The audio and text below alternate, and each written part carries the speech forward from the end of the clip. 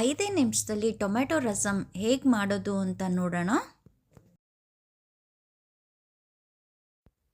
ಇದನ್ನು ಮಾಡೋದಕ್ಕೆ ಒಂದು ಕುಕ್ಕರ್ಗೆ 5ರಿಂದ 6 ಟೊಮೆಟೊನ 2 ಭಾಗವಾಗಿ ಹೆಚ್ಕೊಂಡಿದ್ದೀನಿ.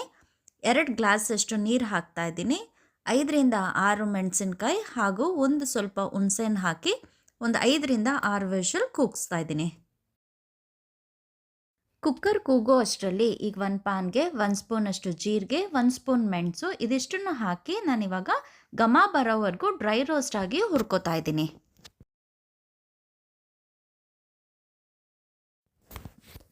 ಹುರಿದಿರೋ ಜೀರಿಗೆ ಮೆಣಸನ್ನು ಇವಾಗ ನುಣ್ಣಗೆ ಕುಟ್ಕೊಳ್ಳೋಣ. ಇದನ್ನು ಬೇಕಾದರೆ ನೀವು ಮಿಕ್ಸಿಗೂ ಹಾಕ್ಕೋಬೋದು.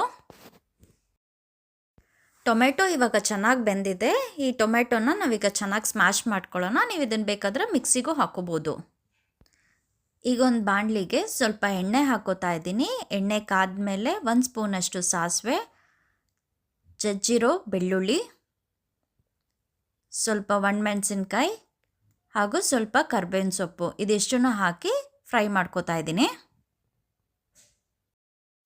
ಫ್ರೈ ಆದಮೇಲೆ ಇವಾಗ ಪೇಸ್ಟ್ ಮಾಡ್ಕೊಂಡಿರೋಂಥ ಟೊಮೆಟೊ ನೀರನ್ನ ಇದಕ್ಕೆ ಹಾಕ್ತಾ ಇದ್ದೀನಿ.